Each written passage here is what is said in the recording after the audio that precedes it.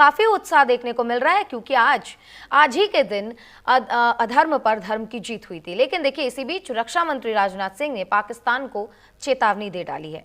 उन्होंने साफ तौर पर कहा कि ऑपरेशन सिंदूर के दौरान पाक ने भारत का डिफेंस सिस्टम भेदने की नाकाम कोशिश की थी। हमारी सेना ने उसे करारा जवाब दिया।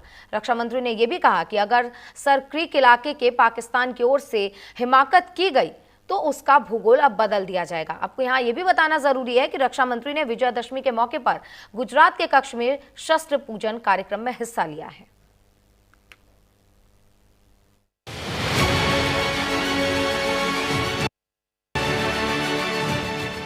विजयादशमी का पावन पर्व, बुराई पर अच्छाई की जीत का प्रतीक। इसी अवसर पर भारत की सीमाओं पर डटे वीर जवानों के बीच पहुंचे केंद्रीय रक्षा मंत्री राजनाथ सिंह गुजरात के कच्छ जिले की दुर्गम लक्की नाला सैन्य चौकी पर, जहां रेगिस्तान की रेत हर चुनौती की गवाही देती है। एक ऐसा समारोह हुआ जो साहस, परंपरा और आधुनिक क्षमता का संगम था।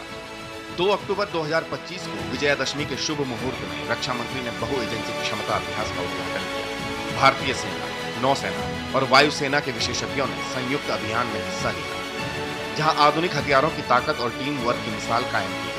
ये अभ्यास न केवल सीमा सुरक्षा की मजबूती दर्शाता है, बल्कि ऑपरेशन सिंदूर जैसी सफलताओं की याद दिलाता है, जहां हमारे जवानों ने पाकिस्तान की साजिशों का मुंहतोड़ जवाब दिया। साथियों, आजादी के 78 साल बीत जाने के बावजूद सर क्रीक इलाके में सीमा को लेकर एक विवाद खड़ा किया जाता है।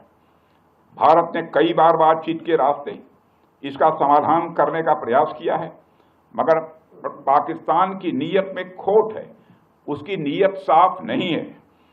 जिस तरह से हाल में पाकिस्तान की फौज ने सर क्रीक के सटे इलाकों में अपना मिलिट्री इंफ्रास्ट्रक्चर बढ़ाया है, वह उसकी नीयत बताता है। साथियों, भारत की सीमाओं की रक्षा भारतीय सेनाएं और बॉर्डर सिक्योरिटी फोर्स मिलकर मुस्तैदी से कर रही हैं।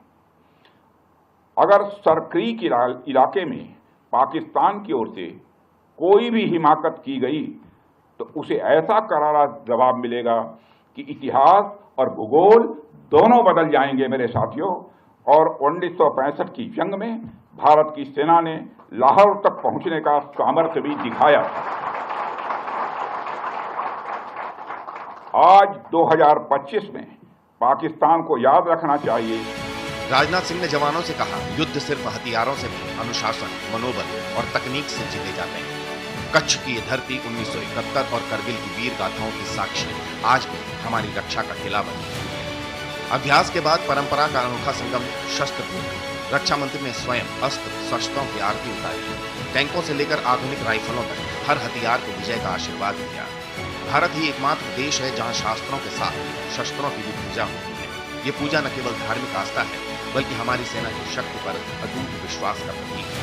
राजनाथ सिंह ने जवानों के माथे पर तिलक लगाया, उन्हें गले लगाया और कहा, आपकी बहादुरी ही राष्ट्र की आन बान शान है। सरकार आपके कल्याण, आधुनिकीकरण और परिवारों की सुरक्षा के लिए कटिबद्ध है।